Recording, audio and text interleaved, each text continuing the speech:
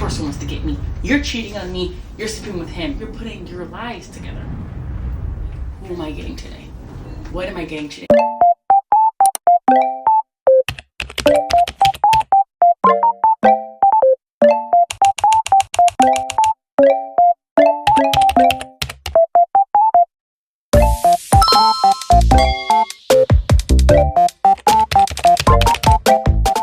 Hey guys, my name is Ahava, and today we are going to be getting into how to know if you are dating someone who has PPD. Before we get straight into the video, I would like to say I'm not here to talk down on anyone who has this disorder. I'm mainly here because of my own experience. I didn't recognize it and how common it is, but it's not commonly talked about. And it is very important to share this information just in case, you know, whoever's viewing this, you probably are going through what I went through, and you probably need some advice or some help. Or maybe you don't know you're going through it yet and you want to find out if this relates to you. Without further ado, let's get into the video. First and foremost, don't ignore the signs. Like, if you know, you know. Like, don't ignore the hardcore signs. I ignored the signs, and it's only going to get worse, especially if, you know, like, God doesn't intend for you guys to be together.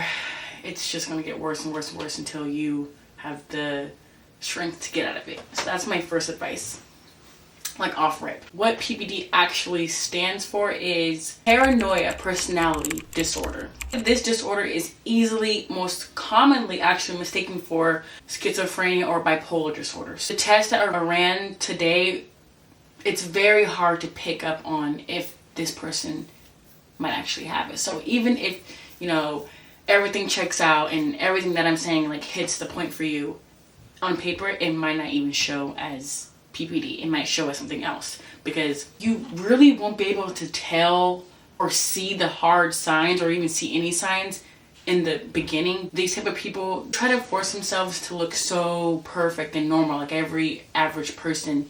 I feel like this disorder is like one of the most sneakiest disorders that can come up on you out of nowhere, because it's just like they really don't seem like they have it in the beginning. For me, it took a little bit of time to realize, but I always knew that there was something, but I couldn't really pinpoint it. And I'm not trying to tell you like go fish for the bad things, but like just be aware and just like really just like observe, maybe ask God to reveal it.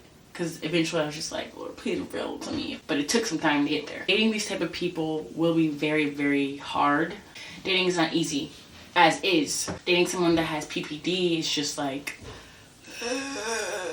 it's exhausting and it's draining. And if you're thinking, or if you're trying to figure out like, well, how can I like get around this? You can't. Sign number one, obviously they're paranoid about everything. They think someone's always out to get them. So they think someone's always looking for them. They think, oh, like, someone's like, they're all fidgety. They're always like superstitious about like what's around them or where we're going, or like, you know, they're always like fidgety, can't sit still. They look like they're hiding something, but you know, they're not really hiding anything. Like, there's nothing to be hiding. They're just very like nervous in a way that's like, what is wrong with you? Like, calm down, we're in the house, chill. And they might even say some things like, do you ever feel like someone's watching you? That's what I got asked one time, like flat out out of nowhere. We're just driving the car. Do you feel like someone's watching you? And I was like, no, do you? He's just like, no, just wondering. So another sign or another like reason you probably think that this person has PPD is because they doubt the commitment between the two of you guys, the loyalty, or just trustworthy. They will blame you. They will literally blame you for cheating on them when you didn't even cheat on them. They'll make it up on their own and just be like, you did this, you did that, you did this, I know you did this. They're so paranoid to the point where they'll make up their own lies and then believe the lie, and then there's no defending yourself because they're always going to think the way they think. Even if you guys get over that situation in the time being, like, okay, like, no, we got over it, we moved past. No, they hold grudges like deep. They'll bring it up 4 months later and be like, yeah, but you still text that guy 4 months ago. when you know you didn't, and then you start feeling like you're crazy because you're just like, did I do something? Like, no, that's how hardcore they really believe their lie. So set on you being this bad person. They won't leave you because they know what they're doing. This particular person was aware, because he would always apologize, like, after, like, oh, I'm sorry, like, my episode, like, I didn't mean to do that, I don't know what's going on, stuff like that. And they feel bad. So I believe they feel bad. I watched another video about this doctor talking about it, and she was saying, like, you know, they're very aware of what's happening. They're very aware of what they're causing in the relationship. And, you know, he was definitely aware of what he was doing, because he would apologize right after, or an hour later, or he'll go buy, like, me gifts or something, you know. So be aware of that. Like, don't just be blinded just because he buys you something and then it goes away. No, it's gonna come back around. I think this is like my third sign or something like that. They will go out of their way, out of their way to be with you. Like, say you gotta go fly out somewhere. They're going to, but they're gonna act like they're protecting you. No, they just want to watch you. They just want to see what you're doing. They just want to catch you in something. They're literally looking for something bad to happen so that it validates their mind. Like, oh, I'm gonna see her doing this, so now I can finally be right about my thoughts in my head. That's how they think, truly. Say you're talking to someone in the lobby, and I mean, like, maybe they work in the lobby at a hotel or something, and you're just, like, talking to them, like, oh, okay, so where's the elevator, or how do I get to the pool, like, something like that. And they see it. Okay, they see it. And then when you're done talking, you're trying to give him your number. You're trying to get with him. I seen you. That is literally, like, dude, what? Like, you could go ask him yourself, like, hey, was she trying to get with you? That is something to be aware of. Like, that's like extreme paranoia. It's like literally extreme paranoia. Like, anything you do, you're cheating. Any way you look, you're cheating on me. Anything, they're gonna try to track you, bug your phone. They literally are like stalkers in the relationship. Like, they will stalk you if you let it get that far. Me personally, I did let it get that far, and I was stalked. Literally, I was stalked. I thought I could deal with it. I'm one of those girls who thought, like, you know, it's not that bad. You know, I'll pray. No, it's not my job to fix that. It's God's, you know, it's Jesus Christ, not mine. And I have to learn that the hard way. Be aware of the huge allegations, like, oh, someone showed me a picture of you, or, hey, someone texted me and told me that you were doing this, or, hey, someone texted me about you. That's what they'll say. And then they'll do it so much to the point where you're like, did someone text me? Like, no, don't trick me just because you tricked yourself. No one texted me. No one showed you anything of me. No one said anything about that. They never have proof. So that's how you know it's just paranoia on top of paranoia. They do feel guilty after their episode. They always feel guilty. Their mind is playing games with them, so they're going to play mind games with you. Another sign is that they're afraid to be open with you. Revealing any personal information, they won't confide in you or anything like that because they're afraid that you're going to use it against them. For example, this guy, he literally will take this big, huge bag. Like, it's like this big.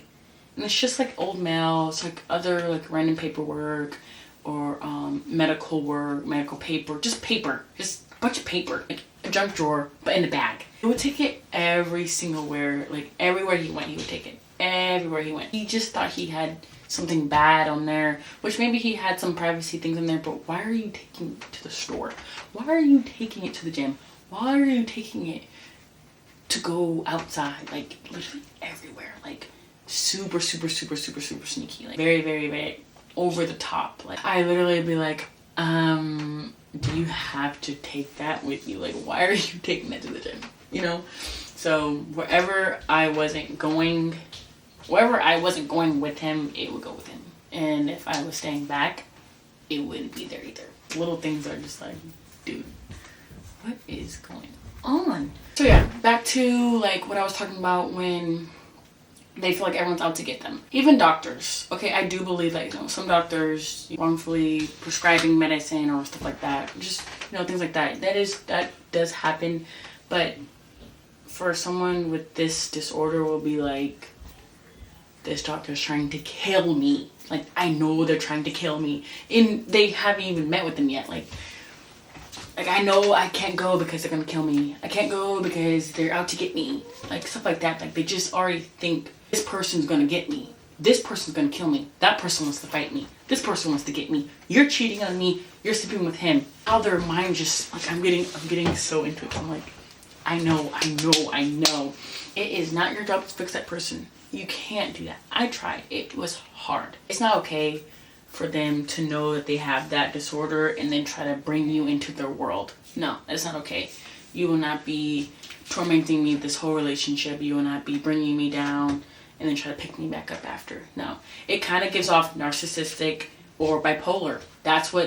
Or schizophrenic. That's what they'll label it as on paper, but really this is a paranoia personality disorder. And the sad thing about it is, like, you will literally prepare yourself every day to be like, who am I getting today? What am I getting today? Because not every day is a paranoia, like, personality. Like, one day it's happy and lovey-dovey and awesome. Next day they just show you, boom. No.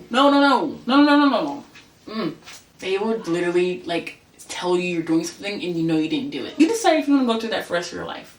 Me personally, I'm good. But I'm here to tell you, don't do it, girl. It's not your job to fix that man. Allow him come back to you when they dealt with that with Jesus Christ. Because that's the only person that's going to help him with that. And then they think they're so smart to where they think they're putting 2 and 2 together. No. You're putting your lies together. That's not how that works, baby. No. So I hope this was helpful. If you want more detail, like more story times, I'm definitely down to give a story time. Definitely down to give a story time, first of all. Only need 1 comment to do it. Only 1 comment. If only 1 person wants to see it, maybe I'm doing it for you. Moral of the story is just that, like, you can't deal with this. And if you're choosing to deal with this, it's going to be very hard. And I'm not saying, like, give up on, you know, the person you love, but you sort of need to let God do this. You're not capable of fixing this. You have no power to do this. You're not. I don't care if you have a degree in this, you have this, now you're a doctor. You can't do this. You can't. There's nothing you can do to help this person but pray for them. Truly. Like, subscribe, and share, and love you guys so much. Baby does.